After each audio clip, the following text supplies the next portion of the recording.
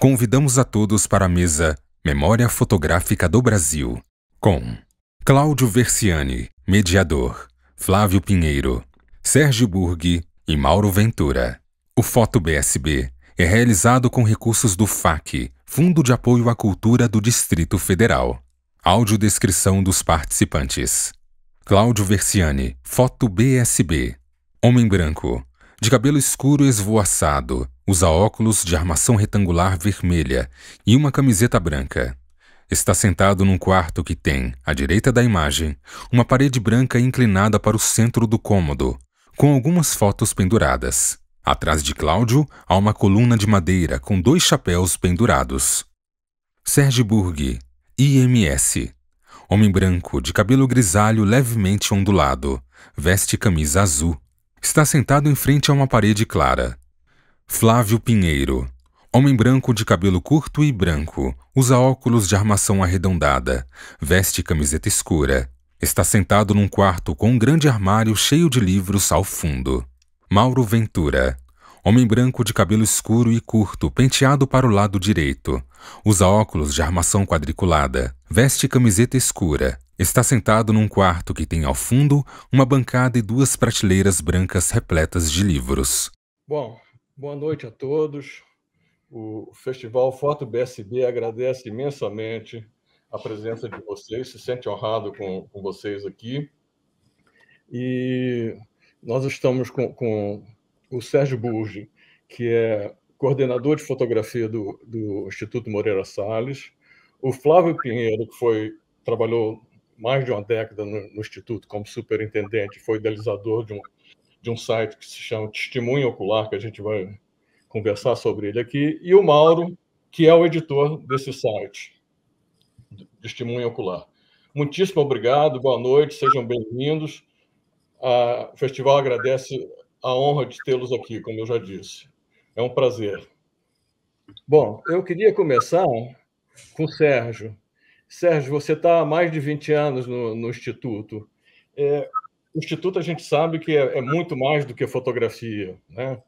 O Instituto tem outras preocupações, mas para a gente aqui, eu queria saber como que o Instituto começou com a fotografia e depois como o Instituto foi para o fotojornalismo. Bom, Cláudio, é um prazer estar aqui, muito obrigado pelo convite. Em relação à fotografia no Instituto Moreira Salles, é uma trajetória já desde a década de 90, uma opção do Instituto por pensar a fotografia num sentido amplo e, fundamentalmente, também ter uma ação de formação de acervo que se iniciou na década de 90, e ela teve, num primeiro momento, um olhar sobre a fotografia do século XIX, mas, simultaneamente, já voltada para a fotografia documental, né, e para uma fotografia feita no século XX, muito relevante, como, por exemplo, o trabalho do fotógrafo Marcel Gautreaux, né, que a partir dos anos 40, 50, vai desenvolver uma documentação fundamental do Brasil profundo, vai trabalhar com a questão da arquitetura moderna. Então, essa relação com a fotografia, tanto do 19 e do 20, ela se inicia já nos anos 90, e o acervo vai crescendo com uma perspectiva muito importante e, na verdade, um certo pioneirismo do ponto de vista das instituições no campo das artes, da cultura, como é o caso do Instituto, de incorporar acervos, né, obras completas de importantes nomes da fotografia no Brasil, né? Quer dizer, o Instituto se colocou na perspectiva de poder abrigar os arquivos dos fotógrafos, né? Isso no contexto dos museus, instituições de arte que trabalham com fotografia, é algo que hoje está amadurecendo, inclusive no exterior. Várias instituições no exterior hoje estão se abrindo para a perspectiva de incorporação dos arquivos de fotógrafos. Isso foi algo que o Instituto, desde o início, praticou, né? Quer dizer, com uma compreensão não só da importância no aspecto da preservação, mas uma certa compreensão também do arquivo como obra, né? Quer dizer, na fotografia, a construção, né, quer dizer, da obra de um fotógrafo, ela também se dá no processo, né, de vida, de trabalho, né, e num processo de camadas, né, de prática de linguagem, né, de busca de diferentes caminhos, de trabalhos comissionados. Então, o arquivo ele vai se adensando, né, e ele é um legado, né? Muitos fotógrafos compreendem o seu arquivo como um legado importantíssimo, artístico, cultural, histórico, né? E é nessa relação que o Instituto veio se desenvolvendo num processo crescente, né, de incorporação de acervos, né? E hoje são praticamente 50 acervos, 50 arquivos de fotógrafos, né, no acervo do Instituto. E isso foi amadurecendo várias linhas dentro da fotografia internamente ao Instituto, né? Quer dizer, tanto a fotografia histórica do século XIX, mas também todo um processo, digamos assim, no século XX, de fotógrafos e fotógrafas, né, que desenvolveram trabalhos profissionais, autorais, em diferentes vertentes no campo diferentes campos da fotografia aplicada, né, fotografia industrial, fotografia de arquitetura, fotojornalismo, né, quer dizer, nós temos a Hildegard Rosenthal, que, de certo modo, é considerada uma das primeiras fotojornalistas mulheres no Brasil, né? E você tem aí, então, um processo intenso, obviamente, de relacionamento com a obra de fotógrafos, em especial no século XX, onde nomes importantes ligados ao fotojornalismo no Brasil foram gradualmente sendo incorporados ao Instituto, né? A gente está vendo aqui imagens de José Medeiros, que é um nome inquestionável, né, no campo da fotografia no Brasil, e particularmente no campo do fotojornalismo, né? Um dos grandes nomes, se não o nome mais importante também na revista O Cruzeiro, né? O Zé Medeiros deu uma contribuição fundamental nesse campo, por ter se iniciado um pouco, né, quer dizer, próximo à influência bastante forte, né, dos fotógrafos franceses do período, particularmente o Jean Manzon, que teve um papel fundamental no Cruzeiro, mas o Medeiros, né, quer dizer, começou daí, né, trazido para o Cruzeiro pelo Manzon, mas construiu uma linha de trabalho própria, né, trouxe pautas fundamentais para dentro da revista O Cruzeiro, quer dizer, né, um olhar, na verdade, principalmente, né, para as questões mais voltadas à documentação sobre o povo brasileiro, né, um dos primeiros a trazer o negro para dentro das reportagens, né, propondo pautas nessa direção. E, então, o acervo do Medeiros, né, é fundamental na sua relação, por exemplo, com a Marcha para o Oeste, né, que antecede o Xingu, né, nessa documentação, né, que, a partir da revista Cruzeiro, se construiu, né, sobre aquele momento. Vai ser associado depois ao Henri Ballot, outro fotógrafo também importante no contexto da Cruzeiro, e, gradualmente, o Instituto, então, caminha assim, em direção a se dedicar, de fato, a pensar o fotojornalismo, né? E isso tem, na verdade, né, uma contribuição importantíssima, que é a própria vinda do Flávio, né, para o Instituto, né, como superintendente, como jornalista, como principalmente pensador, né, também no campo da cultura, da imagem, e a gente trabalhou aí em várias frentes, né, inclusive antes mesmo da implantação do testemunho ocular.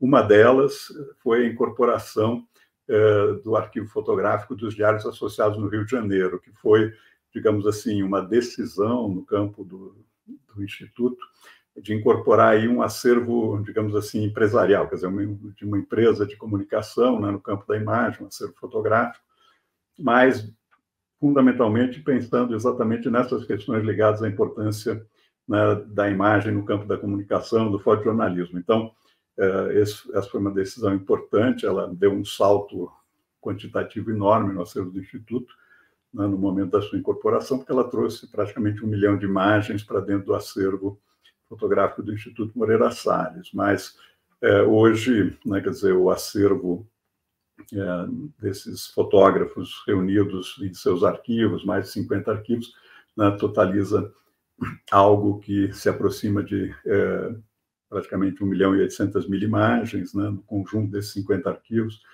e, ao mesmo tempo, você acrescenta aí mais esse 1 milhão de imagens dos arquivos dos diários associados, né, e outros conjuntos. O acervo do Instituto hoje ultrapassa 3 milhões de imagens, mas, fundamentalmente, tem linhas muito importantes, né? O fotojornalismo, sem dúvida, entre outras linhas, quer dizer, um conjunto importante de fotógrafos trabalharam no período da fotografia moderna no Brasil, né, quer dizer, uma representação muito significativa de mulheres fotógrafas, né, no século XX, né, muitas delas, né, emigradas e saídas, né, da Europa, quer dizer, no período da Segunda Guerra, por serem pessoas de origem de famílias judaicas, enfim, que se estabeleceram no Brasil, particularmente a partir de São Paulo. Então, enfim, é um leque muito amplo da fotografia, mas que tem no fotojornalismo um eixo fundamental. Então, eu acho que a gente está aqui pensando, na verdade, e no Instituto hoje, né, quer dizer, um arco, né, muito amplo, né, sobre o papel da imagem por aparato, né, da imagem fotográfica no campo da cultura. Inclusive, né, o Instituto tendo estruturado também uma área e um departamento na área de fotografia contemporânea. Então, hoje, na coleção Cirilo Florans, que tem os trabalhos de Hercule Florans, está no Instituto, e, ao mesmo tempo, quer dizer, a gente olha, né, esse arco amplo, né, do 19 até hoje, né, pensando todas essas dimensões, né, no sentido criativo e no sentido também documental, né, histórico, enfim, no campo da imagem. Né, e o fotojornalismo é um dos eixos fundamentais. Acho que é isso, mas acho que seria muito bom ouvir o Flávio também um pouco, que teve papel fundamental na estruturação, né, desse processo. Eu queria saber do Flávio o seguinte: eu tenho o famoso clichê que o Brasil é um país sem memória, né? Mas é um clichê que no final das contas, conta um pouco da verdade, né? Porque a gente tem muitas lacunas na nossa história, né, de documentação, né? Então, esse papel do Instituto, pô, é fundamental nessa história, fundamental, porque vocês estão preenchendo essas lacunas e descobrindo acervos fabulosos. Esse acervo do Diários da Emissora Associada estava fadado a morrer, né? A desaparecer. Então, eu quero saber do Flávio, assim, Flávio, a importância da memória fotográfica para um povo, para a nossa cultura. Como você enxerga isso? A memória é fundamental, porque conta uma história, conta a história do país. Eu acho que o fotojornalismo cumpriu muito essa função de desbravar o país, né? Quer dizer, e em certo sentido ele foi bastante pioneiro, né? De mostrar um país além das suas grandes cidades, além do poder, né? Além do poder político, além do poder econômico, embora tratasse também do poder político e do poder econômico. Então, como o Sérgio disse, eu acho que um dos motores do interesse pelo fotojornalismo foi a aquisição desse acervo dos Diários Associados. Mas, logo depois, vieram acervos muito importantes do Evandro Teixeira, do Walter Firmo, enfim. E antes você já tinha tido os acervos de fotógrafos comprometidos ou com conexão com a revista O Cruzeiro, como é o Zé Medeiros, como é o Ribalô, como é o Luciano Carneiro, né? Todos eles fotojornalistas, né? Tá certo? Eu acho que a memória e o testemunho ocular é um painel dessa memória, certo? Eu vou tomar uma carona numa frase do Roland Barthes, que fez um pouco de antropologia da fotografia, e ele dizia que a fotografia é um certificado de presença. E eu acho que o fotojornalismo é um certificado de presença social, tá certo? De você entender a presença do país. O país como é, a sociedade que ele tem e como é que ela vive, tá certo? E o país com as suas contradições, com as suas tensões, né? Com muitas das coisas que perduram no tempo, né? Tá certo? Você falou de memória, eu acho que também o fotojornalismo mitigou uma desmemória, que é a desmemória da pobreza, é a desmemória da miséria, né? Há muito pouca memória acumulada na pobreza e na miséria. E, frequentemente, a pobreza e a miséria são apenas imagens.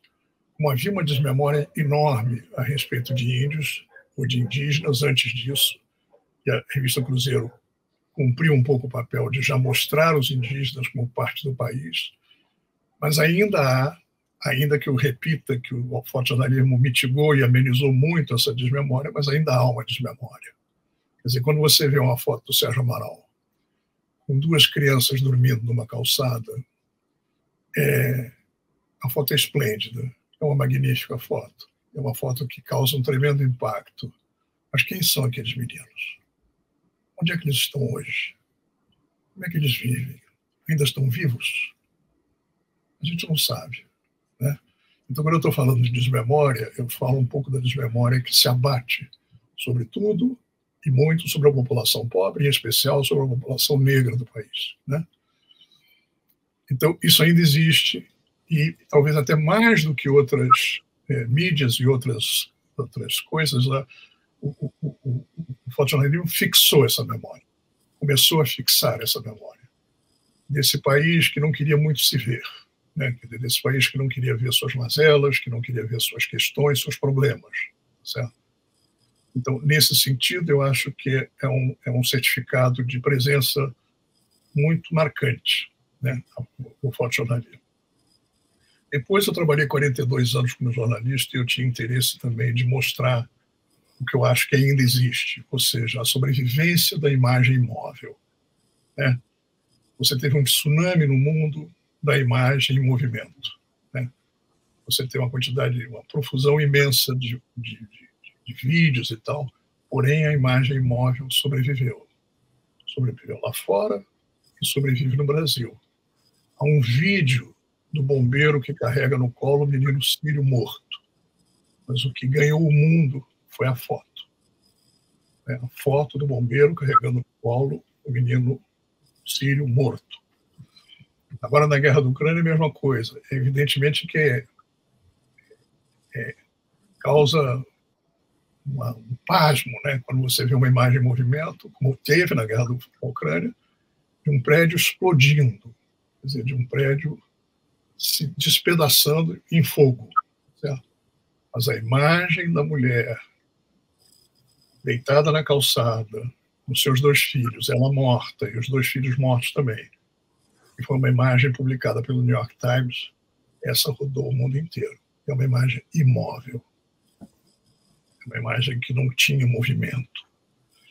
Vamos esclarecer que a imagem imóvel contém dentro dela, né, movimento e tensões, né? Quer dizer, ainda que seja imóvel, né? Mas eu acho que é importante demarcar um pouco esse território, porque você teve muitas profecias de que o fotojornalismo acabou.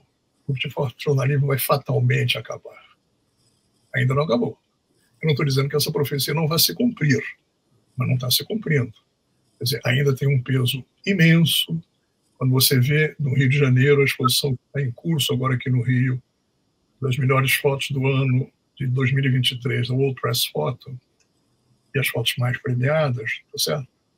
Está ali o fotojornalismo, tá certo? Quer dizer, existe alguma imagem mais pungente do que no terremoto da Turquia, um pai segurando a mão da filha que está debaixo dos escombros?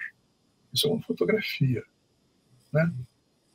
E existem muitas outras fotografias nessa exposição de primeira ordem. Quer dizer, a foto escolhida como foto do ano é uma mulher palestina carregando no colo a sua sobrinha morta, enrolada num lençol.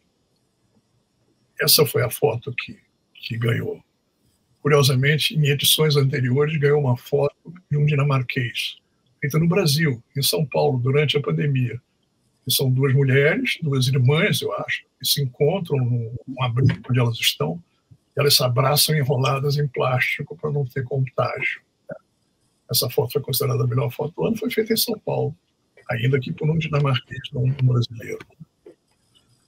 Então, eu acho que o fotojornalismo, com isso, produz um painel muito vivo no país, um painel muito, muito completo. Se você olhar, existem 1.180 fotos no acervo do testemunho ocular.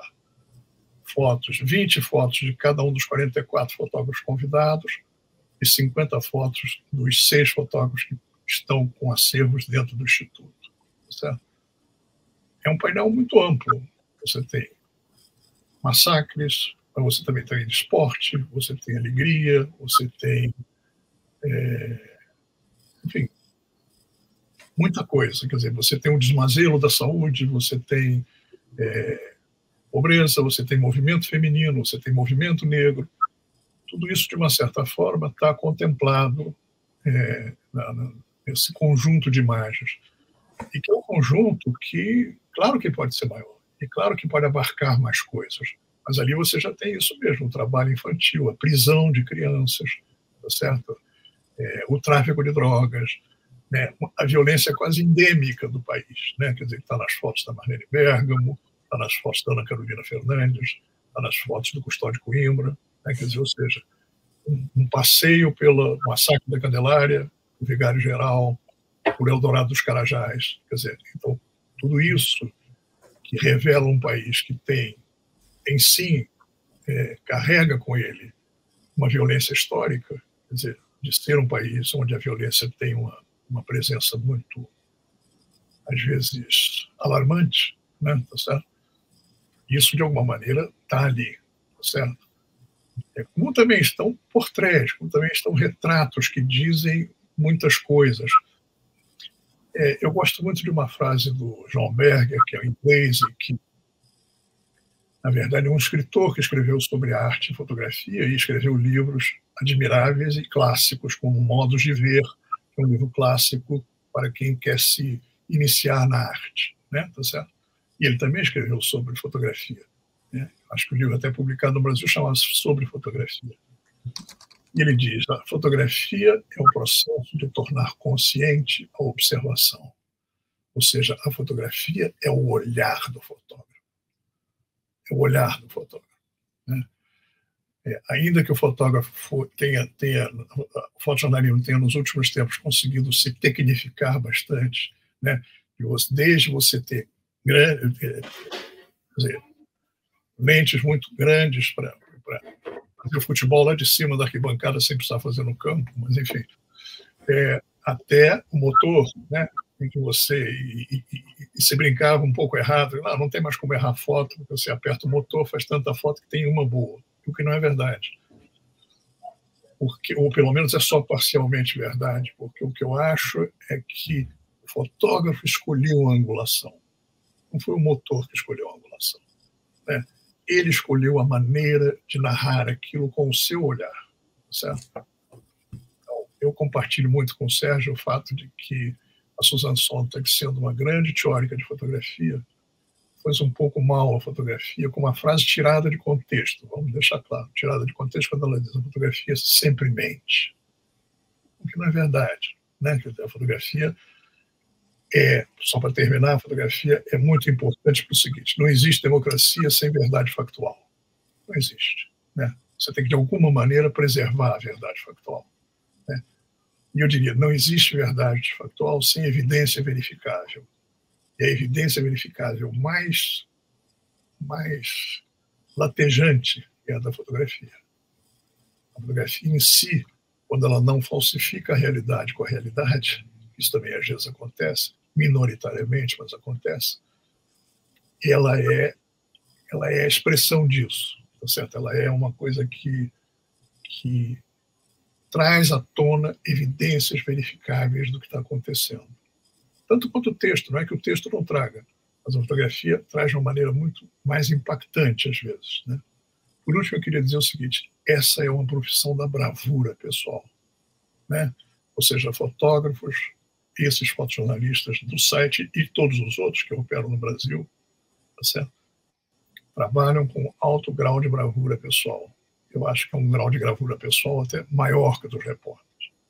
Eles se expõem muito mais a tudo, a violências, a tudo, né? Quer dizer, eles estão muito mais expostos, né? Tá certo? Então, é uma profissão também de uma valentia profissional muito relevante. É isso. Cláudio, só para complementar isso que o Flávio falou, dessa coragem e dessa importância, basta ver essa foto do atentado contra o Trump, do fotógrafo da Associated Press, o Evan Wiltsch, né? Você imagina, ele fez uma foto que vai ficar para a história, se jogou lá, fez. Então, isso tudo mostra a importância e essa bravura e essa coragem, né? Está muito sintetizado nessa foto, né? Nessa imagem que vai entrar para a história, né?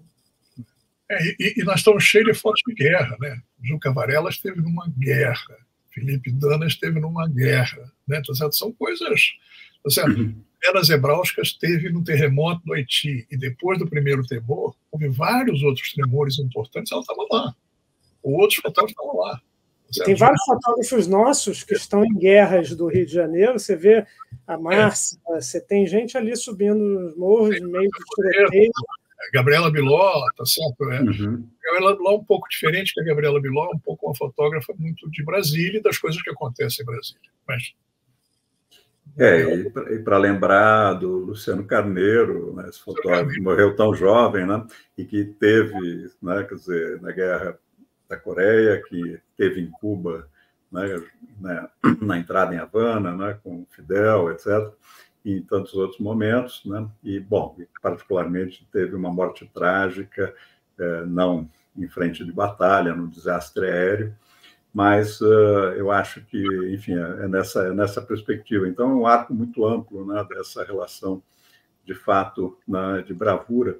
E eu acho que eu queria aqui só fazer um comentário que, às vezes, a gente não leva muito em conta, né? Quer dizer, um pouco aquela frase do Robert Capa, né? Sua foto não ficou boa, era porque você talvez não estivesse, né, perto o suficiente. Mas a reflexão aqui é da seguinte ordem, né?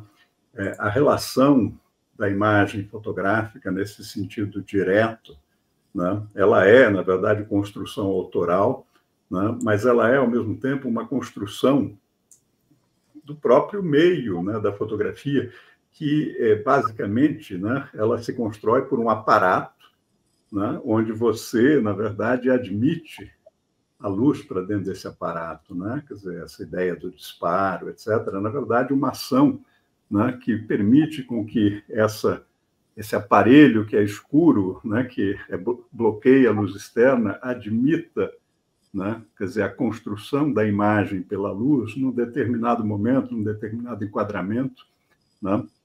Claro. E, portanto, né, quer dizer, a fotografia ela é expressão de uma materialidade, né? Ela é expressão de uma materialidade, ela é o meio por excelência de representação da materialidade do mundo, né? Na sua configuração, né, figurativa, mas também na materialidade das suas texturas, etc. O fotógrafo de guerra, o fotojornalista, ele é alguém que se coloca porque ele tem que levar esse aparato para essas condições, né? Ele é, ao mesmo tempo, um criador e um portador, né, de uma forma de representação visual. E nessa relação, você, obviamente, tem um fragmento de realidade, né? Mas você tem uma descrição figurativa muito importante, você tem, né, uma atualidade, no sentido, né, de que essa construção de imagem é feita naquele espaço, naquele momento, né? E você tem as escolhas e as linguagens de cada um desses autores, mas essa relação, entre aspas, né, de verdade, de testemunho, etc., ela se dá, na verdade, pelo meio da imagem, que já traz isso, se dá pela competência e pela bravura e pela linguagem desses autores. Então, é isso que constrói um pouco isso que o Flávio, né, mencionava sobre a construção de, né, evidências, né, factuais, enfim, e de, obviamente, representações, linguagens. E aí você tem um campo amplo, né, que é um campo daquilo que é mais direto, que é um campo daquilo que também é construído como linguagem, né, de uma forma, às vezes, né, que lida, né, o cânone do fotojornalismo trabalha com a ideia, né, quer dizer, do registro direto, e é fundamental isso. Entretanto, né, linguagens que permeiam o fotojornalismo, tanto no passado quanto hoje, são muito importantes. Então, você vai ter o Firmo trabalhando com representação, com direção de cena, encenação. No contexto do fotojornalismo, você vai ter a Gabriela Biló explorando também aspectos de linguagem, mas no contexto também da informação e do fotojornalismo. Então, enfim, para dizer tudo isso, não é para dizer que, quer dizer, essa bravura ela está muito associada à importância do papel, né, da imagem estática, imóvel, né, e ao fato concreto de que essa construção ela é uma construção, na verdade, no fotojornalismo, presença, né, frente a esses momentos variados, né, de violência, de ação, etc. Né? Então, ela não é uma narrativa construída a posteriori, ela se dá, na verdade, né, como uma construção, uma narrativa, no momento, né, em que esses fatos estão, de fato, acontecendo. Né? E aí há, de fato, uma bravura necessária, né, um compromisso com a informação, que eu acho que é um compromisso do jornalismo, né? Quer dizer, num sentido amplo. Né? É que eu acho que talvez os fotógrafos levem mais longe a questão do senso de oportunidade. Quer dizer, a fotografia bem feita, ela é um senso de oportunidade, né? Quer dizer, é você olhar e perceber que naquele instantezinho, naquele momento, tem uma fotografia que vai ser, sei lá, representativa, que vai dizer daquele momento mais do que muitas outras coisas, tá certo?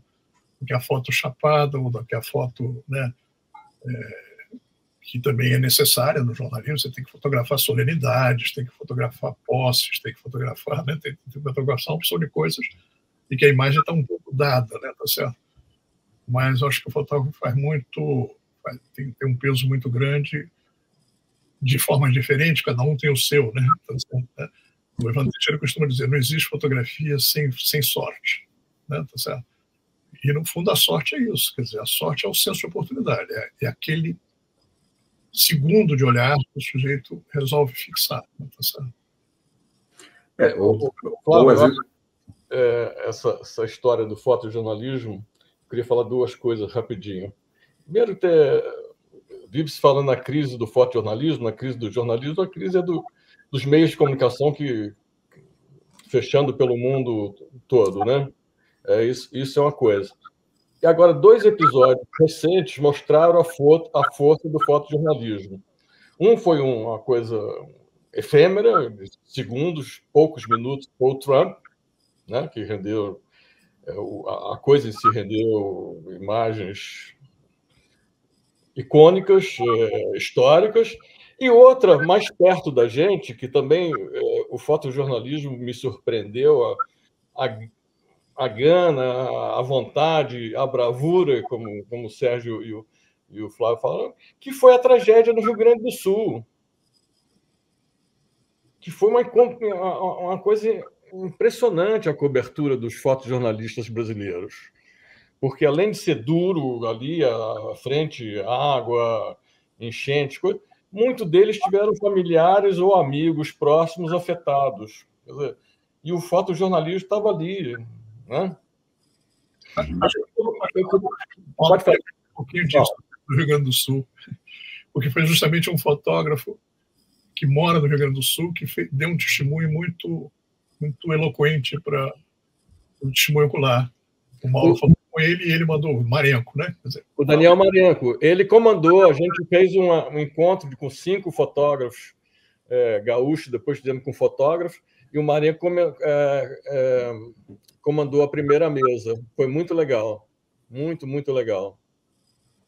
E eu li o depoimento dele, eu li a matéria no testemunho ocular, é impressionante aquilo mesmo. É muito impressionante. Mas eu queria voltar uma coisa, só para não passar batido, que eu achei muito importante que o Flávio falou, da desmemória.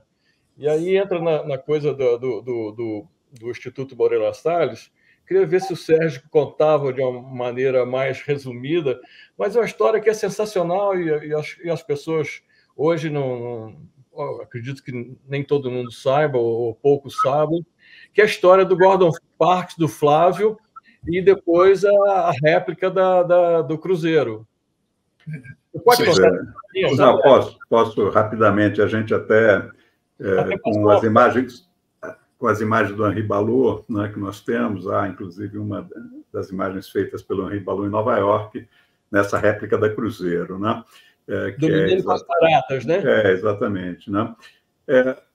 O Gordon Parks, quer dizer, quando vem fazer essa matéria sobre, na verdade, está num contexto, enfim, do começo do governo Kennedy em relação à ação sobre a América Latina, América do Sul, quer dizer, frente à recente Revolução Cubana, né? E, portanto, é uma pauta da revista Life, quer dizer, fundamentalmente contra, né, a esquerda e os processos, né, sociais e políticos na América Latina. O Parks é um fotógrafo, obviamente, de uma linha mais independente, no certo modo, dentro da Life. Ele vem com uma pauta bastante definida de entrevistar um pai de família, pobre, numa favela, mas ele acaba, na verdade, ao começar esse trabalho na favela da Catacumba, quer dizer, encontrando o menino Flávio, né, que era um arrimo, basicamente, ali, um menino de 12 anos, cuidando dos irmãos mais novos, enquanto os pais trabalhavam ali na favela, a mãe lavadeira, o pai com um pequeno comércio de querosene, enfim, no pé da favela, ali na Lagoa Rodrigo de Freitas, né?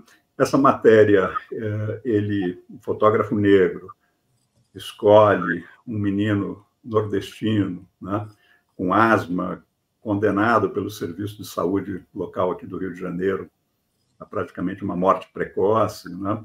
E ele constrói uma narrativa, o Parks, né, que não é uma imagem do Parks, que é uma imagem da resposta, né, que a Cruzeiro faz, mas ele constrói uma narrativa muito pungente, quer dizer, ele tem uma ligação direta com a questão da infância, na sua própria trajetória pessoal, como um menino pobre negro, que depois ascende na fotografia e no fotojornalismo nos Estados Unidos, e se sensibiliza, né, com esse menino, faz toda a construção da narrativa em torno, né, da história do Flávio, né, do seu dia a dia ali na favela, né, numa situação precaríssima, etc. Faz um diário, narra essa história, e essa história tem uma repercussão enorme, né, uma vez publicada na Life nos Estados Unidos. A minha leitura é que a classe média, a população, né, o leitor médio norte-americano branco, na sua essência, a revista Life naquele momento se sensibiliza com a tragédia do menino pobre branco no Rio de Janeiro, né, e aí manda, inclusive, de forma espontânea, recursos para a revista para acolhê-lo. Tem um volume de dinheiro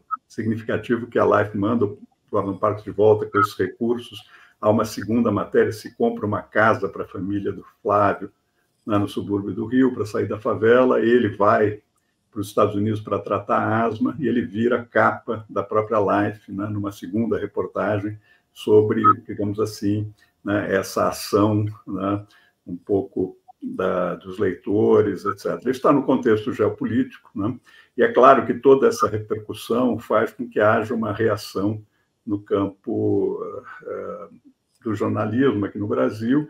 É uma reação que eu acho que ela também revela um pouco do nosso racismo estrutural, porque eu imagino que se o Parks tivesse escolhido talvez um menino negro na favela da Catacumba, essa matéria talvez nos Estados Unidos não tivesse tanto peso e nem a resposta aqui no Brasil fosse tão intensa. Um pouco da minha interpretação, né, de como que esse processo também se deslancha para a resposta que a Cruzeiro articula, né, que é uma resposta onde o Henri Ballot, que também é um fotógrafo de vertente humanista, né, uma posição um pouco mais alinhada, um gaulista, no sentido assim, ele lutou na Segunda Guerra, na resistência aérea francesa, era um piloto de avião, depois veio para o Brasil, já como fotógrafo, e trabalhou na Cruzeiro, mas foi muito alinhado, por exemplo, talvez um dos fotógrafos mais próximos dos irmãos Vilas Boas, né? E, ao mesmo tempo, quer dizer, documentou muito, quer dizer, o país como um todo. Mas ele vai a Nova York, e um pouco por iniciativa dele, claro que no contexto também dessa reação da editoria da revista, e constrói uma narrativa, né, de miséria nos Estados Unidos, né, fazendo isso, né, junto à população porto-riquenha, né, na região também ali próximo ao Harlem, enfim, e constrói uma narrativa sobre uma família. Ele espelha a matéria do Gordon Parks, né, e a revista espelha isso literalmente. Ela publica a matéria do Ballot com as páginas da própria Life. Então, é uma queda de braço, né, da imprensa, né, onde você tem dois fotógrafos, de fato, olhando para a questão da pobreza e da miséria nos dois países, mas as revistas estão disputando, na verdade, mercado editorial, ambas têm as suas edições em espanhol. Então, na América... Estrangeiros, né? Os dois são estrangeiros. Os dois estrangeiros, de certo modo, sim, assim, e você tem, então, aí uma questão em que você vai... É um caso muito, muito interessante, porque ele envolve, quer dizer, a dimensão, né, da iniciativa dos fotógrafos, naquilo que eles buscam, que das suas trajetórias, envolve, obviamente, a questão editorial, a questão de mercado editorial, porque, de fato, há aí a Life em espanhol e há a Cruzeiro, naquele momento, desde 57, já com a iniciativa, né, da sua edição em espanhol. E você vai ter depois um embate que vai caminhar exatamente em função dessa imagem que está aqui, né, porque a Time Life, na verdade, né, escolhe essa imagem, né, para, na Time, dizer sobre a matéria publicada na Cruzeiro, mas, basicamente, né, dizer que o Balot tinha manipulado essa imagem, etc., né, que é uma imagem feita com flash, uma condição precaríssima de vida dessa família, com insetos, com ratos, etc., né, dramática, né? Mas eles insinuam aqui que há aqui uma encenação, né? O Balot perde a capacidade de voltar aos Estados Unidos, que não tem mais visto concedido depois disso. No arquivo é muito interessante, porque tem telegramas vindos, inclusive, da União Soviética sobre a matéria na Cruzeiro, na relação da Guerra Fria, né? Apoiando o Balot, etc., né? E você vai ter aí uma discussão a partir daí sobre fake news, né? Porque aí a Cruzeiro vai desdobrar isso dizendo, olha, o Parks também encenou na documentação dele, né, uma situação da família, que seria noturna, era diurna, etc., etc. E aí começa a virar uma discussão que chega, inclusive, à televisão no Brasil, né, na Rede Tupi, né, na ligação do conglomerado dos diários associados, sobre essa questão. Então, isso é interessante porque está nesse sentido, né, de que você tem duas ações diretas sobre miséria e pobreza, né, que são trazidas, ou na partida já vem num contexto, né, político, né, geopolítico muito complexo, né, e que, portanto, caem depois numa questão muito ligada à verdade ou não da imagem, das narrativas, né? Ambas as narrativas são absolutamente verdadeiras, né, no sentido das pobrezas representadas, da miséria, da tragédia pessoal de todos esses personagens, né? Mas ela é reveladora um pouco de como as coisas se descolam também facilmente, né? De como, né, você, né, tem ali umas fitas bananas ali que saem por outros caminhos, né? E as questões, de um certo modo, não é que perdem relevância, mas elas perdem foco, né? Há um pouco toda essa questão da espetacularização, a questão um pouco da relação editorial em relação aos conteúdos produzidos. Eu acho que é um tema amplo, né, do jornalismo também, né? E também a relação que os fotógrafos estabelecem com o sensacionalismo. Não era o caso do Balot nem do Gordon Parks, mas você tem na Cruzeiro, né, obviamente, em alguns momentos, né, repórteres, fotógrafos totalmente, né, alinhados com propostas sensacionalistas, de espetacularização, logo de partida, né? Então, há também uma questão aí, né, que no campo da imprensa também ela é bastante complexa, mas não é a minha área, né? Quer dizer, assim, minha área, eu digo, eu não sou jornalista, eu olho um pouco de fora. Mas é uma história. As fake news vêm de longe, né? Vem bem de longe. Deixa eu passar para o Mauro. Mauro, eu gostei muito dessa história do Flávio, do desmemória, porque é um conceito tão interessante, que conta muito da nossa história brasileira, da cultura brasileira, dessa coisa que a gente já falou, das lacunas, né, da falta de documentação. Sob essa ótica, qual que é o seu sentimento com o site Testemunho Ocular que você edita? Você é o editor.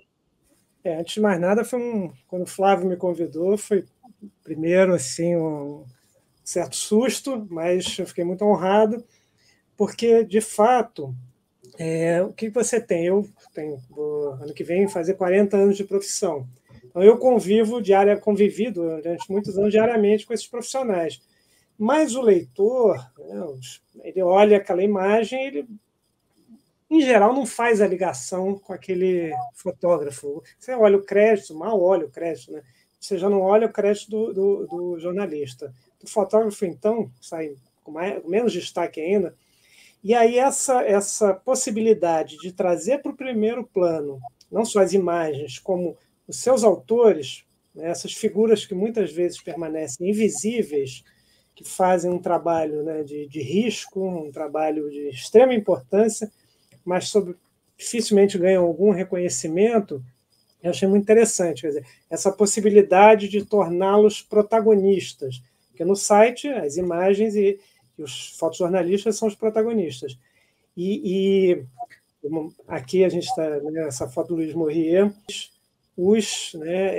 digamos assim, as estrelas. Então, por exemplo, você vai fazer uma matéria, a gente está até fazendo uma matéria que vai sair nos próximos dias sobre essa exposição de que o Flávio falou, do Old Press Photo, quer dizer, as fotos mais impactantes, as melhores fotos do ano.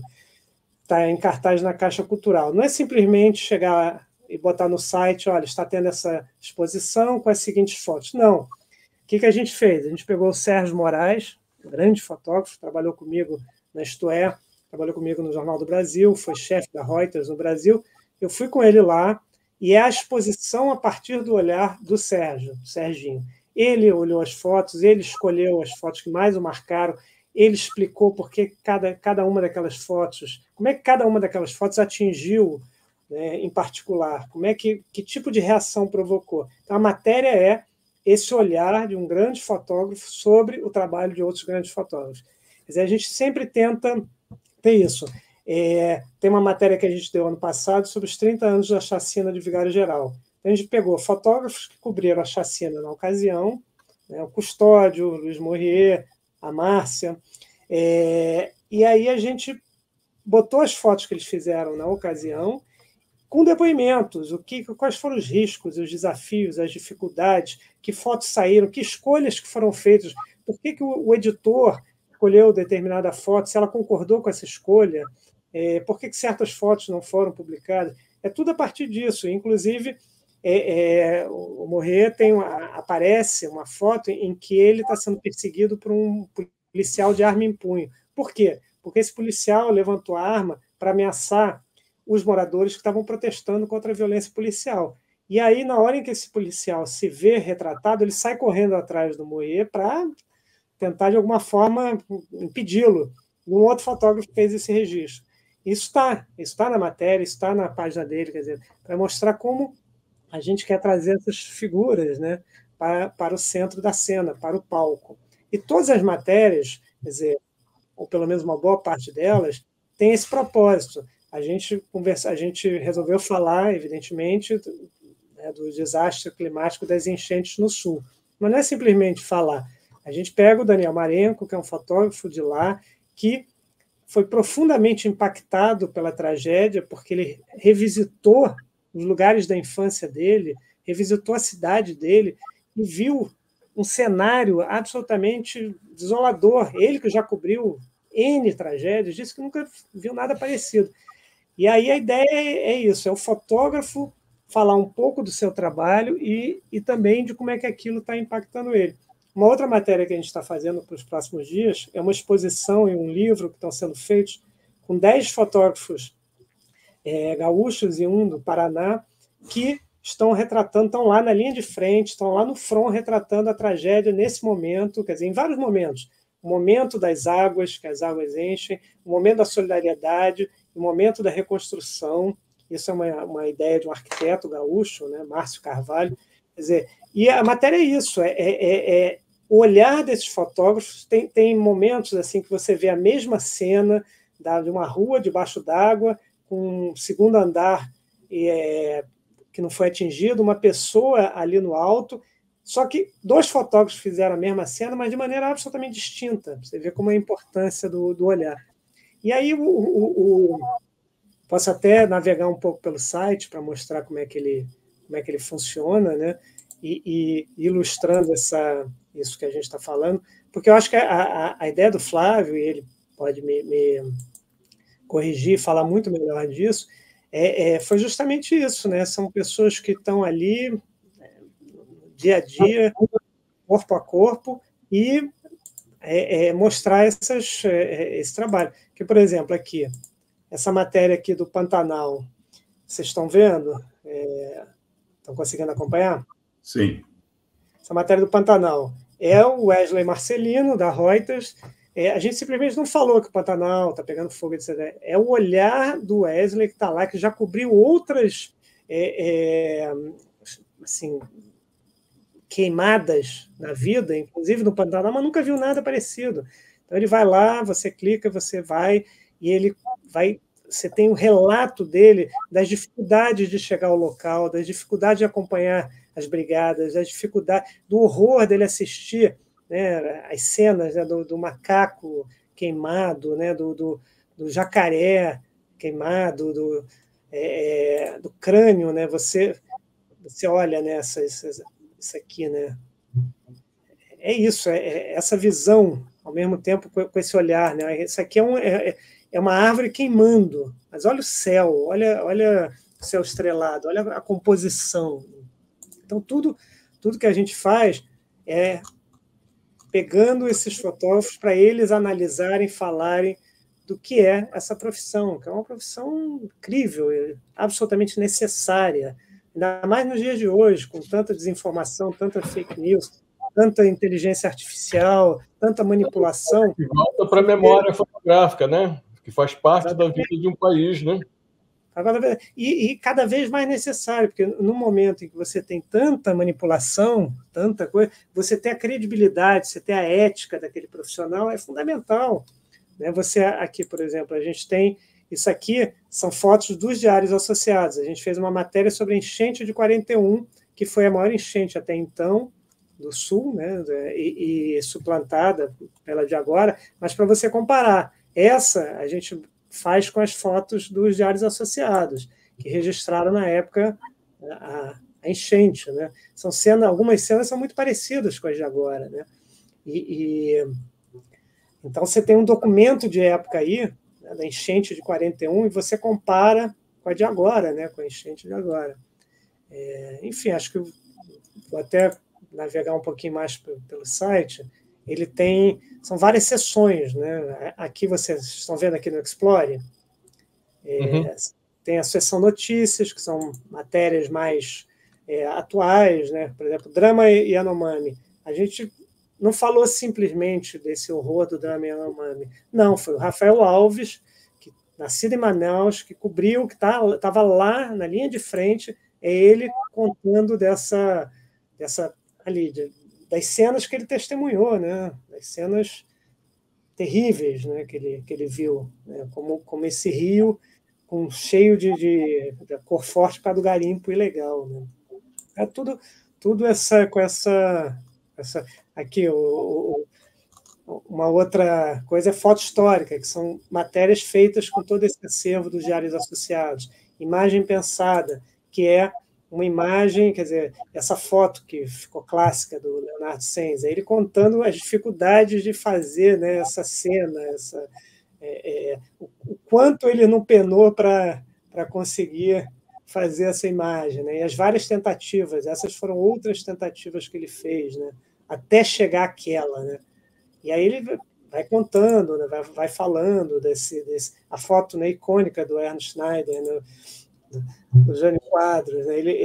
A gente conta essa história, você tem um especialista analisando a história, né? Isso é outra sessão. Você tem relance também é um depoimento em vídeo de por exemplo, essa aqui ficou clássica, essa foto, né, da Dilma, aqui em que ela aparece trespassada, e aí o próprio fotógrafo que fez essa foto, ele conta num vídeo como foi as reações que ele teve, né, ao fazer essa foto. É uma sessão, essa cena aqui, isso aqui foi impressionante.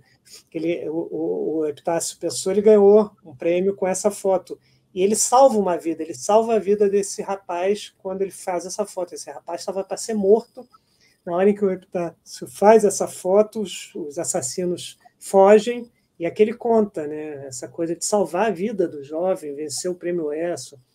Essa é outra sessão, né? E tem Vida Longa. Vida Longa é uma sessão em que grandes fotógrafos, como o próprio Evandro Teixeira, fazem, né, a gente grava um vídeo de uma longa duração onde ele relembra toda a trajetória dele. E aí você tem os fotógrafos da casa, como o Sérgio falou muito, né? que são esses, por enquanto, são esses 6, mas eu queria que o Sérgio falasse dos próximos que virão. Você tem os fotógrafos convidados, que são 44, estão aqui por ordem alfabética, e aqui você vai direto para o nome deles, né? Marcelo Carnaval, Márcia Foleto, Marlene Bergamo, né? O Caio Dantas, aí você vai para o Rafael Alves Manente, você vai para o Vitor Moriyama, e aí você clica, você tem a galeria de cada um deles, com a foto principal, uma breve trajetória, biografia e uma seleção de fotos deles, né? Aqui, essa aqui, por exemplo. Aí você clica na foto, você tem os detalhes, você tem a imagem ampliada e com a legenda dela, né? Aqui, essa aqui da queimada. É basicamente isso, né? A gente pode depois voltar, explorar muito bom. Sensacional esse site. Sensacional, cara. Belo trabalho de recuperação de não aqui só dos no Foto Histórica. Pode falar, desculpa. Não, nada, é que aqui no Foto Histórica a gente fez uma sequência de 5 reportagens relembrando o golpe de 64, usando imagens do Evandro Teixeira e também imagens dos diários associados, né? Então é uma série de várias matérias. E cada uma você clica aqui, você vai para outra, né? E aí você tem aqui essa foto clássica aqui, né, do Jango com a letreira do lar, enfim. É isso. Eu queria voltar para o Flávio. Flávio, você conta um pouquinho da história, do como e porquê o testemunho ocular apareceu aí no IMS, como foi para implantar e por quê? Basicamente, queria saber por quê. Conta para a gente.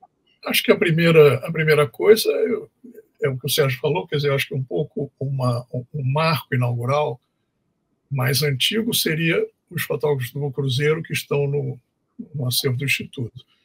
Um pouco mais recente foi em 2016 ter a aquisição do acervo dos Diários Associados. E já mais adiante você ter conversas que foram se adiantando e foram caminhando e que levaram à vinda do acervo do Walter Firmo, depois do Evandro Teixeira, e mais adiante, já nas mãos do Sérgio, o do Orlando Brito, né, tá certo? Que são acervos de fotojornalismo muito importantes. Eu tenho, sei lá, o que eu posso dizer, Cláudio, trabalhei como jornalista, não sei o que, eu tenho grande apreço pela fotografia e sempre lidei com a fotografia. Eu até quando existem várias boas exceções que não são exceções, desculpe, a palavra não é essa, mas enfim, existem várias coisas dentro do testemunho ocular que são contra essa desmemória que eu estou falando. Quer dizer, há uma série de fotos. Até a única vez que no testemunho ocular a gente acho que uma das únicas vezes que você publica uma sequência de fotos da Elia Shepa, de Recife, que é uma menina, uma moça, uma mulher, que viciada em crack, que fazia pequenos furtos, é pega por 2 mulheres que a espancam na rua, né? Então, a sequência é a sequência do espancamento. Mas essa mulher tem nome. Você sabe quem ela é, tá certo? Porque é uma reportagem bem feita e um trabalho muito bom da Hélia, tá certo? Então, há muitos outros exemplos, por favor, há muitos outros exemplos, tá certo? Quer dizer, de identificação, quer dizer, porque eu acho que o papel do fotojornalismo ele se cumpre também de ir reparando ou obturando lacunas, né?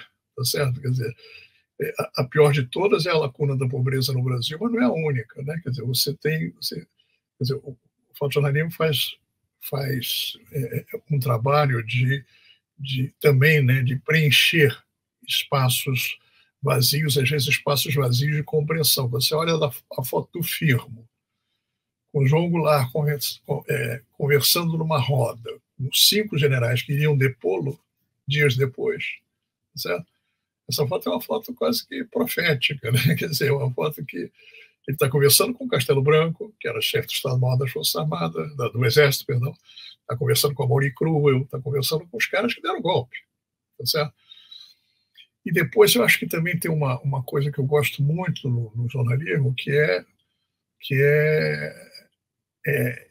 uma coisa do efeito simbólico de uma foto, né? Quer dizer, a foto da silhueta do Ulisses Guimarães, do Orlando Brito, não tem Ulisses Guimarães, mas tem, né? Porque não tem nenhum traço particular do Ulisses Guimarães, a não ser a sua careca, tá certo? E é ele, claramente é ele.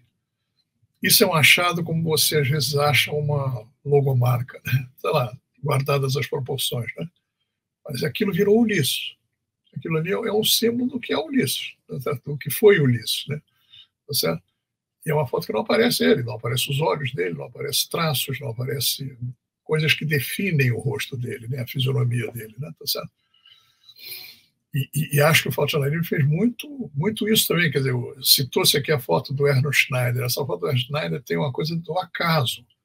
O Jânio Quadros estava numa ponte que liga o Brasil à Argentina e ia se encontrar com o presidente Arturo Frondizi da Argentina, tá certo? E ele, talvez sem... Quer dizer, para ele foi inesperado, há uma salva de tiros de canhão. E aí ele vira. E ele vira, mas os pés dele não viram. E aquilo virou um retrato da incerteza do Jânio Quadros, né? Da incerteza que acabou resultando na sua renúncia. De um homem atormentado por dúvidas e incertezas, e evidentemente também que com a renúncia queria dar um golpe que deu errado, mas estou dizendo, mas ele era também ele era em si uma incerteza. Então isso é uma felicidade extrema do Erno, né? De flagrar uma coisa que não é quase a alma do Jânio, né? Não é o Jânio físico, né? Quer dizer, é o que o Jânio representa, é o que o Jânio simboliza e um pouco o que é essa sua incerteza, essa sua, né, essa coisa desconcertante que ele tinha, porque ele era, num certo sentido, desconcertante, né, como personagem. Então, acho que isso é me deu um prazer enorme fazer convite. Você sabe que eu recorri a você, Cláudio, pedindo sugestões de nomes, como recorri a muita gente. E você me ajudou bastante, sugerindo, falando de pessoas, né, tá certo? E o curioso é ter ocorrido na pandemia, então eu hoje tenho muitos amigos entre os convidados do Testemunho Ocular, com quem eu falei, mas só por telefone. Quase nenhum deles eu conheço pessoalmente. Alguns eu tive conversas muito longas, né? Rosa Golditano, eu tive conversas longas com ela, Lauro de Almeida, tive conversas longas, e até hoje não os conheço. Até hoje não estive com eles, tá certo? Que também eram fotógrafos de outras praças onde eu trabalhei sobretudo no Rio de Janeiro e durante 4 anos em São Paulo. Então eram né, Jorge Araújo, né? Conversei muito com Jorge Araújo, tá certo? E eram sempre conversas muito proveitosas e tal. A ideia, eu acho, que surgiu de fazer o relance é isso, é que todo fotógrafo tem uma história de fotografia para contar, e algumas são fotografias ou muito interessantes, ou muito curiosas, sobretudo. Às vezes a história é muito curiosa, né? Quer dizer, então, a ideia de você ter fotógrafos falando dessa sua atividade, que também é movida um pouco pelo acaso, pelo dia a dia, pela circunstância, ou pela surpresa de circunstâncias, tá certo? Eu acho muito legal, mas me deu muito prazer conhecer tanta gente, tá certo? Eu tive 2 dificuldades. Queríamos, e foi assim que aconteceu, que cada fotógrafo, ele enviasse 20 fotografias. Não houve edição nenhuma, a edição é do fotógrafo. Eu acho que muito raramente eu apenas sugeri, só fulano, mas você tem essa foto que é maravilhosa, não deixa de incluí-la. Tá certo? Mas foi muito raro. A escolha era dos fotógrafos. E às vezes a gente recebia assim, 62 fotos. E ele dizia assim, pô, me ajuda aí a selecionar. Eu não consegui ir além disso, porque é gente que tem uma produção imensa, gente que tem uma produção enorme de fotografias e de imagens, que eles próprios tinham dificuldade de escolher o que eles acham ou o que eles pensavam ser as suas 20 melhores fotos, né? Tá certo? Então, isso foi uma coisa. Outra coisa é uma coisa que eu acho interessante, e depois talvez o próprio Sérgio possa falar isso mesmo, também, que foi um pouco um critério, sabe, Cláudio? É o seguinte, existe uma fronteira muito tênue do fotojornalismo com a foto documental, sobretudo com o ensaio documental que vem se fazendo nas últimas décadas. E existem ensaios documentais de fotografia excepcionais, muitíssimo bons. Mas o critério foi foto publicada. Para ganhar espaço numa coisa que se chama fotojornalismo, eu queria que fossem fotos publicadas. Fiquei com muita pena, porque, em alguns casos, os fotógrafos, no conjunto de imagens que mandavam ensaios documentais que alguns fizeram por sua conta e risco, fizeram por vontade de fazer, fizeram por adesão ao tema, né? Que eles descobriram, que eles viram e tal. Mas, ainda assim, eu achei que era um critério mais rigoroso ou melhor, que fossem fotos publicadas e não apenas fotos feitas no ensaio, porque muitas vezes o ensaio documental é francamente noticioso. Ele noticia uma coisa, ele dá uma informação relevante a respeito de uma... Às vezes é isso, o sujeito faz um ensaio documental ou numa favela, ou num condomínio rico, ou qualquer coisa. Enfim, ele faz um ensaio documental, né? Quer dizer, mas, e com isso, várias coisas de primeira ordem ficaram fora, mas porque eu achava que o critério devia ser foto publicada, tá certo? E não é um critério que é só dos fotógrafos, não, e nem só dos fotojornalistas, tá certo? O desenhista de cartoon, pensa a mesma coisa. Ele pode fazer uma opção de desenhos em casa, mas para ele o que conta é o cartoon publicado, é o desenho publicado, é a caricatura publicada.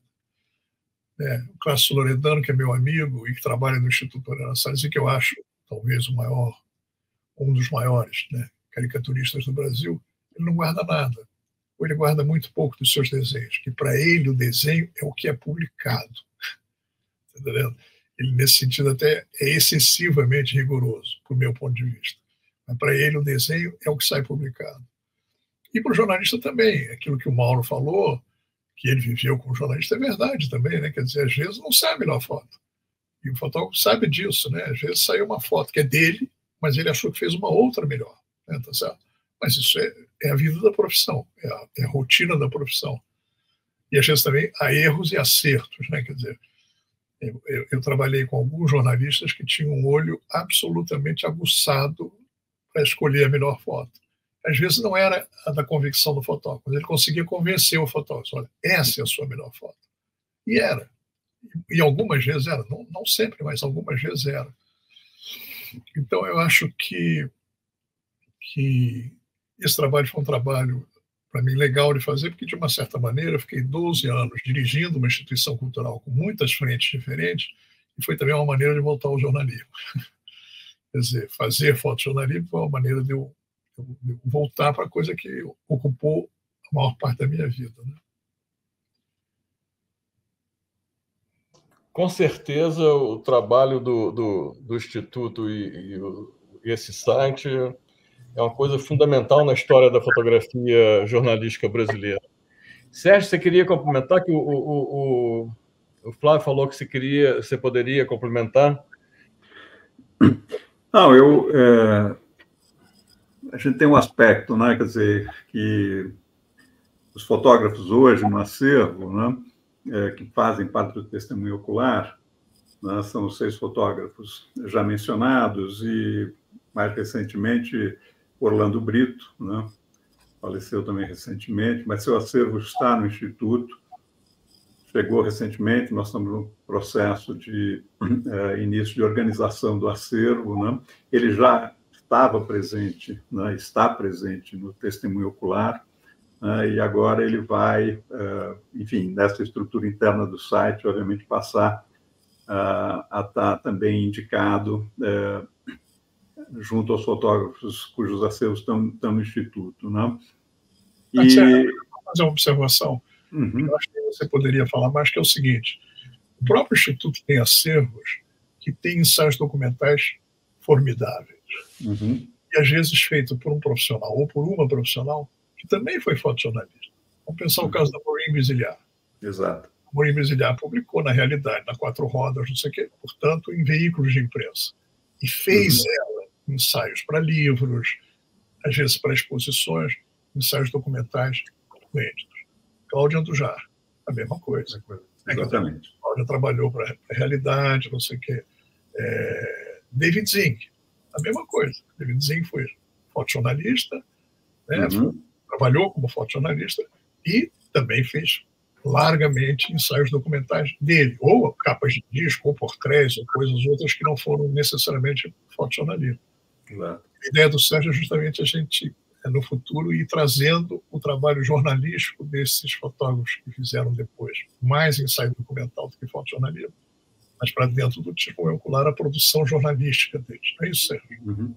Não, é isso. Eu acho que a gente tem que pensar a fotografia nesse sentido de um campo que, na verdade, traz, né, no seu interior múltiplas possibilidades, né? Quer dizer, e você tem, obviamente, ações muito definidas, né, como essa do fotojornalismo digamos assim, dos periódicos, dos jornais diários, mas a gente tem que olhar um pouco também para uma certa questão importante, né, no campo da fotografia, que foram as revistas ilustradas, né, do século XX, aí onde a gente tem a Life, as revistas estrangeiras, outras, né, e tem no Brasil a revista Cruzeiro, onde o espaço, né, para a construção de narrativas visuais, né, foi um espaço maior, foi um espaço que se deu também no caso da realidade, né? E você tem aí, então, trabalhos de fotojornalistas, como no caso do Luciano Carneiro, né, que vão trabalhar como correspondentes de guerra, como no caso dele aqui na Guerra da Coreia, mas ele, sediado no Japão, vai construir, na verdade, trabalhos que têm um pouco essa vertente do trabalho autoral. Enfim, ele está nesse espaço um pouco mais ampliado de construção de narrativas e até mesmo de publicação de histórias, e no caso dele, inclusive, escrevendo os textos e as matérias, né? Então, eu acho que assim essa fronteira entre, né, como o Flávio mencionava, né, fotojornalistas, né, que têm os seus trabalhos pessoais, têm, né, o trabalho publicado, aí há uma questão fundamental, que é a imagem impressa, publicada e seu alcance como, de fato, comunicação visual de massa, né? E aí o peso, né, dessas imagens, tanto do ponto de vista da sua escolha, né, pelo fotógrafo, escolha editorial e o impacto, né, que essa imagem tem pela sua circulação, é uma questão em si extremamente importante. Outra é um pouco essa do espaço ampliado para as narrativas, né? E aí esse aspecto também de que muitos profissionais transitam entre diferentes, digamos assim, espaços na sua trajetória. Há alguns fotógrafos que, né, fazem uma construção de trajetória praticamente dentro do campo, né, da imprensa e do jornalismo, há outros fotógrafos que permeiam e constroem, colaboram com a construção de alguns veículos e depois, eventualmente, em outros momentos da sua vida, estão em outras dimensões do campo da imagem, da fotografia. Então, eu acho que essa relação, né, quer dizer, do autor, né, quer dizer, do fotógrafo como autor, isso que o Mauro levantava, é muito importante. Quer dizer, o site trabalha com a importância da imagem impressa, da imagem fotográfica, da comunicação visual através da imagem, do fotojornalismo, né? Você vê que esse é um critério importante para definir o site, inclusive para ele não se, digamos assim, transitar para fronteiras, que são fronteiras até mesmo que o Instituto tem em outras vertentes. A gente tem um trabalho importante na área, né, de fotografia contemporânea, mas de reflexão também sobre o campo da fotografia, que é, por exemplo, a revista Zoom, né, uma revista que se iniciou, inclusive, com a gestão do Flávio, né, que é o editor é o Tiago Nogueira, nosso colega, né, que também coordena o nosso departamento de fotografia contemporânea, que é uma revista que transita por várias questões e campos, mas, inclusive, olha para aspectos também da fotografia documental, né, e a gente busca, no Instituto, fazer uma reflexão ampla sobre a fotografia, né, ao mesmo tempo em que a gente, como é o caso do testemunho ocular, também tenta, né, delinear e focar aspectos específicos, né, da prática da fotografia, podendo reconhecer, inclusive, todas essas dimensões que a gente discutiu aqui, né, quer dizer, da importância, né, quer dizer, dessa imagem, né, no contexto, né, da cultura, da comunicação, enfim. Então, assim, hoje no Instituto, os 7 arquivos estão representados, né, aqui no site, no Testemunho Ocular, são os arquivos dos fotógrafos, né, que incorporam mesmo esses que têm um forte vínculo com o fotojornalismo. Vamos falar do Evandro Teixeira e do Walter Firmo, né? O Evandro teve uma carreira, né, de décadas dentro do Jornal do Brasil, é uma produção muito voltada, né, para o jornalismo diário, mas ele tem uma produção própria muito grande. O trabalho dele sobre Canudos é icônico, emblemático, e aí você tem essa dimensão também, né, do ensaio pessoal que marca sua trajetória de forma fundamental. E, ao mesmo tempo, ele tem, né, quer dizer, 10 dias no Chile, no golpe de 73, né, que foi objeto dessa exposição que nós fizemos recentemente, que é um conjunto de cerca de 300 imagens que tem um poder enorme para falar sobre a questão da ditadura, do fotojornalismo, da liberdade de imprensa e de expressão, né? Nessa relação dessa documentação muito sólida, muito, na verdade, construída, né? Num prazo relativamente curto, mas com uma força que se demonstrou agora, né? No ano passado, na medida que foi uma exposição, inclusive, que teve no Chile, com grande impacto no Museu da Memória dos Direitos Humanos, né?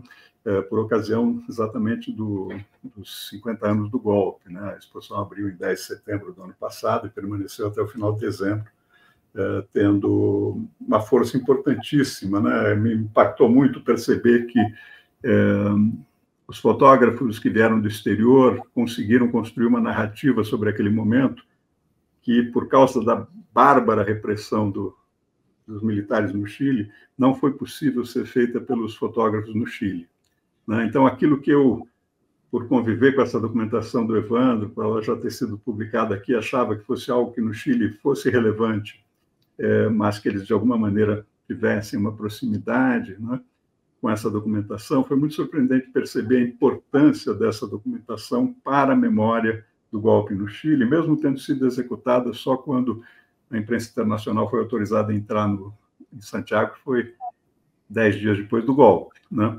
Mas, e aí você tem enterro do Neruda, etc. Mas, enfim, isso revela um pouco, né? Quer dizer, a importância de como um pequeno conjunto de imagens, 50 anos depois, né, pela qualidade do trabalho, né, pelo olhar do fotógrafo, né, passa a ter essa possibilidade, do ponto de vista, inclusive, de atualidade, né? Quer dizer, de trazer a discussão, né, inclusive no contexto atual, né, sobre exatamente, né, quer dizer, essas tendências, né, reacionárias, conservadoras, autoritárias no campo da política, né, onde conjuntos como esses são capazes de visualmente, né, aí editados no contexto de uma exposição, de uma publicação, né, mostrar sua força. Então, isso para revelar um pouco essa relação, né, você tem um conjunto de cerca de 10 imagens publicadas na época, no Jornal do Brasil, de uma forma muito importante, jornal sob censura, né, o Evandro e os editores, o Dines, etc., conseguindo realizar matéria sobre o golpe no Chile, com as imagens sendo mandadas diretamente de lá para o Evandro, né? E a sobrevivência um pouco desse conjunto depois como um conteúdo que passa a ter quase que esse papel de um grande ensaio no sentido, né, amplo. Então, os arquivos de imprensa são fundamentais, porque eles reúnem, né, algo fundamental. Deixa eu me deter nessa imagem, feita por Luciano Carneiro, na União Soviética, né? Ele tentou entrar na União Soviética durante muitos anos, foi impedido porque foi o fotógrafo, né, da Cruzeiro na Guerra da Coreia, quer dizer, saltou sobre as linhas chinesas ali durante a guerra, portanto, esteve junto com, né, as tropas enfim, dos aliados, enfim, associados aos Estados Unidos, e teve aí uma dificuldade de conseguir um visto. Conseguiu isso 7 anos depois, em 57, foi para a União Soviética. A gente conhecia um conjunto de umas 40 imagens dele feitas na União Soviética, nesse período. E hoje, nos arquivos da Revista Cruzeiro, que sobrevivem e que estão hoje no Jornal Estado de Minas, há um conjunto de mais de 30 filmes, 35 milímetros, íntegros, completos, dessa matéria, dessa grande reportagem feita por ele naquele momento na União Soviética, quer dizer, e se espelhando em trabalhos como o do Cartier-Bresson, sobre a própria União Soviética e outros, e você percebe claramente aí a força do trabalho que ele estava construindo, né? Produziu 4 matérias nas revistas dos Diários Associados a partir desse material, mas esse é um material que tem um potencial ainda maior, né? Como narrativa naquele momento, daquela região, daquele país. Enfim, então, eu acho que essa questão dos arquivos também de imprensa é muito importante, porque aqueles arquivos que sobrevivem relativamente íntegros, eles incorporam a edição que foi publicado, né, toda essa relação editorial, e eles, ao mesmo tempo, também preservam esse material na sua extensão mais ampla, produzido pelos fotojornalistas, né? Isso é bastante relevante. E hoje a gente tem uma ferramenta fundamental, né, no Brasil, construída aí por décadas de empenho na área de cultura, que é a hemeroteca digital da Biblioteca Nacional, né, que dá acesso aos jornais numa pesquisa por texto, né, quer dizer, por palavras, né, por caracteres, e que, portanto, te permite entrar. Hoje você tem a Revista do Cruzeiro disponível, a Manchete, você tem vários jornais, e você tem aí um potencial de pesquisa, recuperação, análise, né?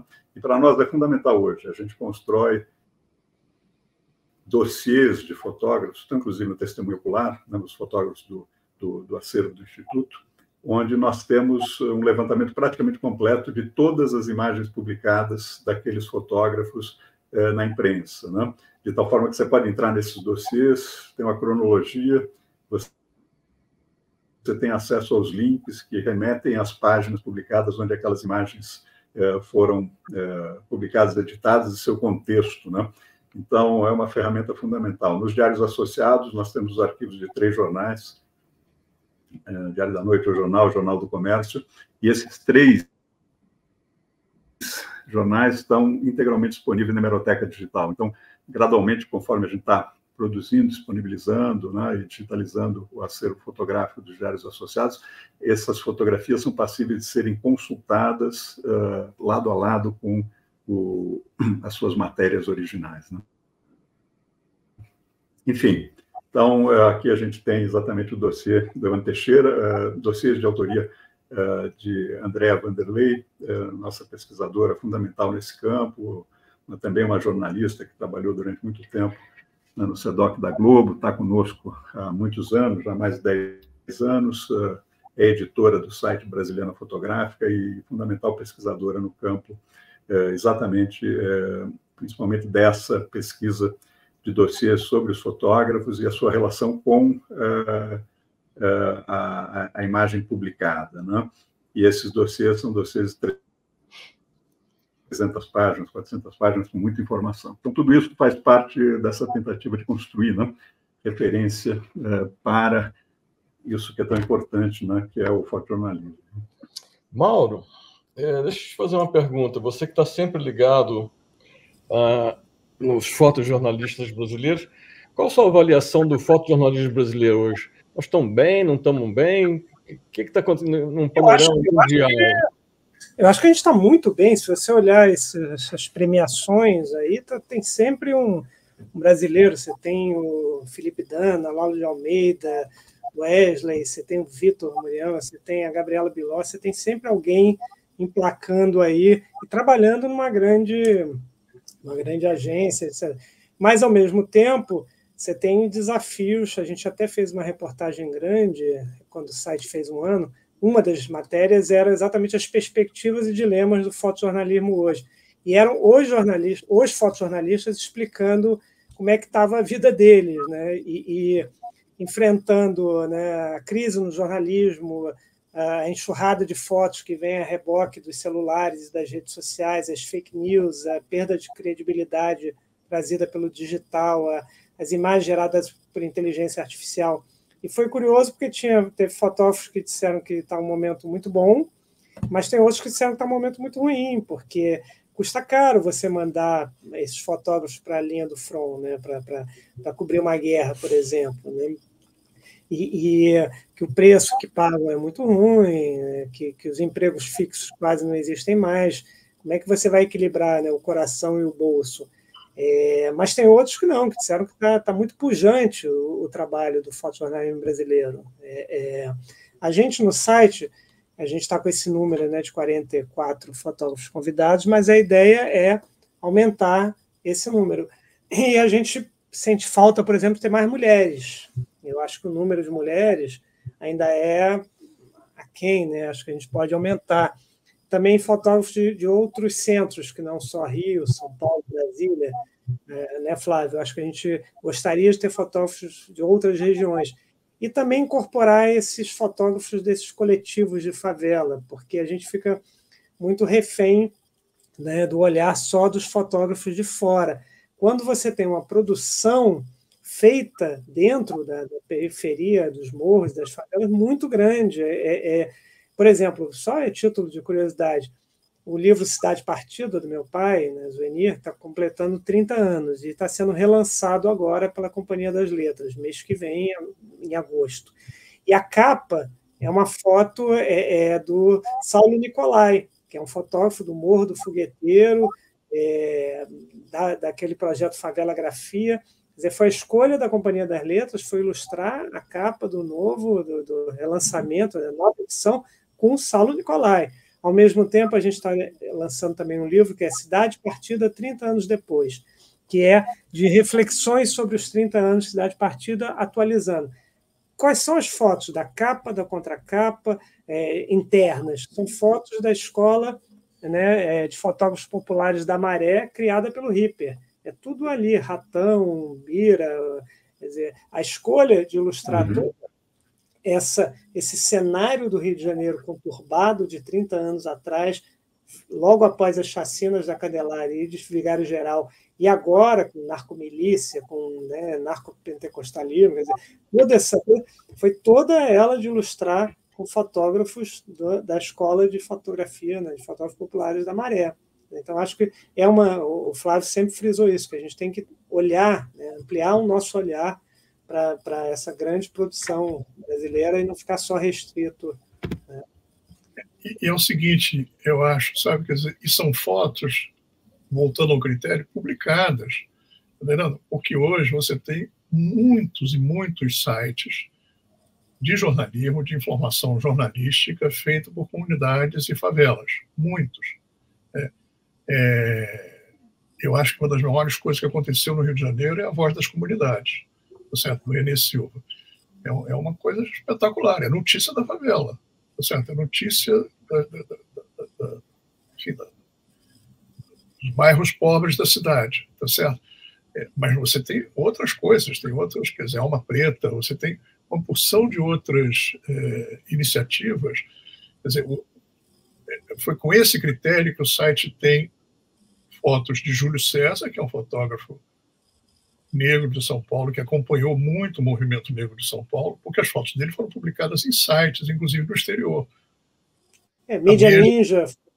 Mesmo Ninja, mesmo Renan Benedito, da Bahia, tá certo? Quer dizer, ele teve fotos publicadas, ele é um fotógrafo que fotografa, sobretudo, crianças negras na Bahia, não só, mas fotografou muito crianças negras na Bahia, mas ele publicou isso, às vezes até em sites estrangeiros, quer dizer, agora eu estou na dúvida se foi o Renan Benedito ou se foi o Júlio César, que teve uma foto, ou mais de uma, publicada no site da NPR. A NPR é a Rádio Pública Americana, tá certo? Que tem um site de internet muito vivo, e é um site de jornalismo, né? Porque a NPR é uma cadeia de rádio que também veicula jornalismo, ou muito jornalismo, veicula cultura, mas veicula muito jornalismo também. Então, eu acho que isso hoje é uma coisa absolutamente fundamental, até arredondando um pouco o começo da conversa, esse é um fator, digamos assim, alentador de combate à desmemória.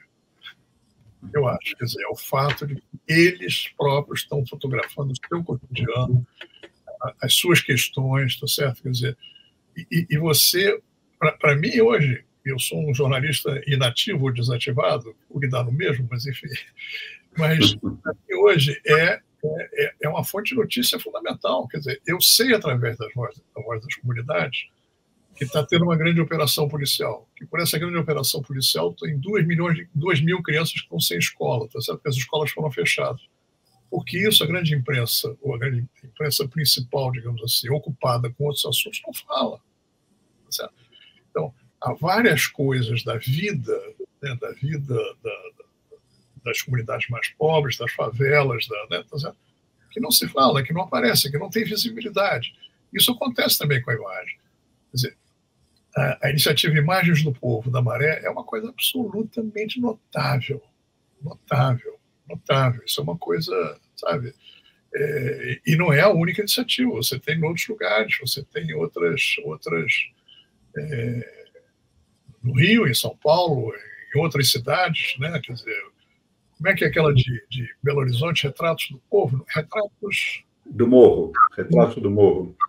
Retratos do Morro. Uhum. É notável, porque é um fotógrafo profissional que entregou máquinas para moradores de morro, não sei o que, e eles fotografaram o seu cotidiano. As fotos são feitas por eles, tá certo? E acho que são fotos de imenso valor, tá certo? Eu acho que isso é um sopro de novidade no Brasil, o fato de você ter as comunidades mais pobres sempre invisíveis, elas próprias tomando a iniciativa de se tornar visíveis. Tá certo? E, Flávio, eu queria... Não, acho que, inclusive, é uma questão importante, eu acho que, nesse contexto, há também uma iniciativa muito forte, quer dizer, de construir um outro tipo de representação também.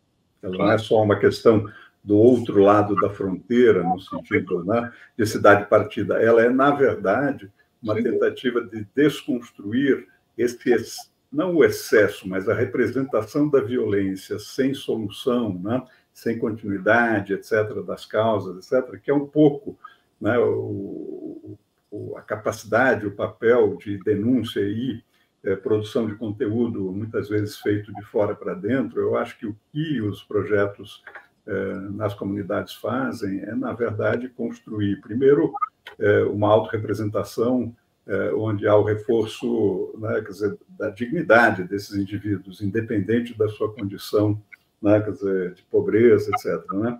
E a construção e o reforço dessa representação. Eu acho que no contexto hoje da produção, por exemplo, né, dentro da representação, né, da população negra do país, há claramente, quer dizer, um olhar sobre a importância, né, quer dizer, de representação dessa população num contexto diverso daquele que se transformou um pouco a regra, né? A regra da pobreza, a regra da violência, a regra... Né? Eu acho que é muito interessante a gente perceber isso, né? Quer dizer, essa ampliação, quer dizer, do campo da construção da imagem e, principalmente, quer dizer, essa, de alguma maneira, quer dizer, disputa de narrativas um pouco que não são tanto opostas, mas elas lidam um pouco com essa questão mais geral, né, de que em alguns momentos a imagem ela é documental e direta, mas os contextos, né, em que ela é trabalhada vão se diluindo, e aí é um problema social nosso, né, de como é que a gente consegue, né, quer dizer, atacar os problemas da sociedade, onde não quer dizer, a imprensa é fundamental, necessária, a liberdade de imprensa, mas às vezes você precisa de mais, né? Você precisa de processos sociais, políticos, etc., né, que junto com a liberdade de expressão, né, alavanquem aí as transformações. Então, o papel realmente eu acho que ele é enorme, né, desse trabalho vindo exatamente de quem, no geral, está, né, na condição, né, de ser objeto, regra geral, dessa violência. E é outro ponto de vista, né? Igual você disse, de quem está dentro, né? É completamente diferente. Você tem que prestar atenção também que as pessoas querem mostrar, como querem ser vistas, né? Ser dona da própria imagem, né? Isso é sensacional, cara. Isso é uma coisa boa desses novos tempos, né? Você tem a crise dos meios de comunicação, mas você tem outras plataformas. Enfim, você tem como mostrar seu trabalho e, de repente, o trabalho alcança um público que você nem imagina, ou que aquela pessoa nem imaginaria, né? Diga, Flávio. Não, é porque eu acho que isso funciona também como uma espécie de uma uma reação ao fato de que, em geral, eles não são um pouco representados. Veja só, vários fotógrafos fizeram coberturas de violência no Rio de grande valor, tá certo? Porém, toda vez que um fotógrafo entra numa favela, numa operação policial, ele entra com a polícia. De uma certa maneira, o fio condutor do relato é dado pela polícia. A polícia diz, a operação que estamos fazendo é essa, e você tem que acreditar ou não, tá certo? É muito diferente de quem está dentro de casa e a polícia arromba a sua porta aos pontapés. E ele consegue fotografar eventualmente, tá certo? Quer dizer, é bem diferente, né? Tá certo? Eu quero renovar o meu apreço por fotógrafos que fizeram coberturas muito boas dessas operações policiais, que no Rio são uma rotina completa, mas também agora em São Paulo, no litoral de São Paulo, também foram uma rotina.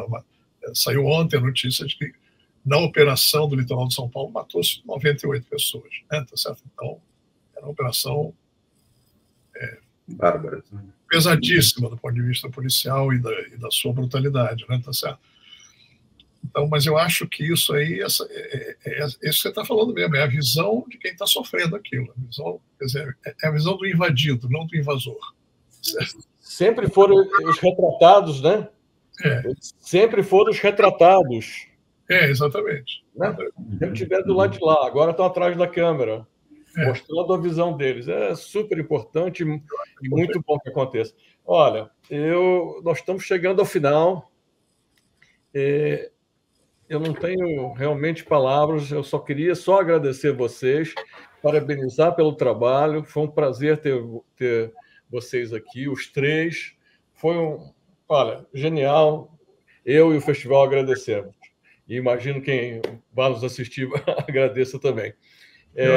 Sérgio, Mauro, Flávio, se quiserem falar alguma coisa... Fala, Sérgio. Vocês.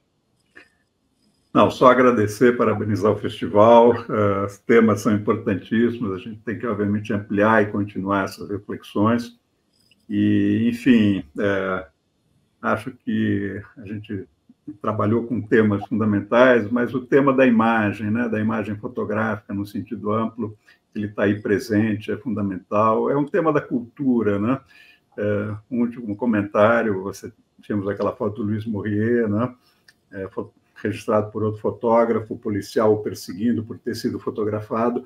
Quero só lembrar a presente discussão sobre a presença de câmeras no corpo dos policiais, para fazer um ponto de reflexão sobre o papel da imagem fotográfica nesse contexto que nós estamos discutindo. Então, é curiosa a questão do Morrier, pensada no contexto atual, né, da câmera no corpo do fotógrafo, né?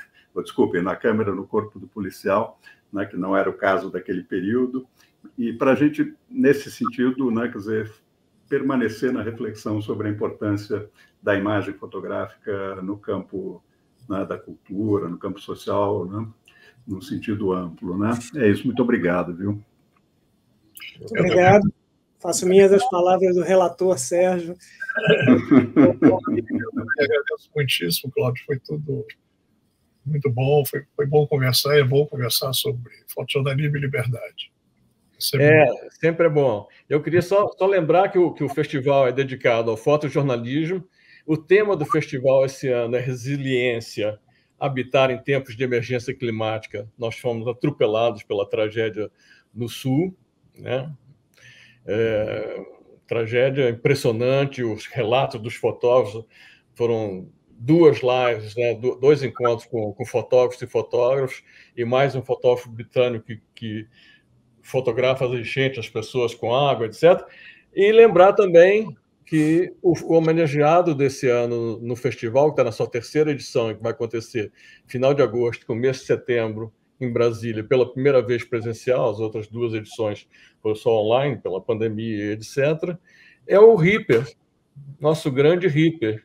Mais merecido, né? Porque o estado aqui é uma pessoa super querida e as fotos, assim, é a fotografia do bem-querer. Exatamente, maravilha. É isso. Parabéns. Então, mais uma vez, muitíssimo obrigado, foi um prazer e uma honra. Obrigado a você. Para nós também foi. Um abraço. Um abraço. Um abraço.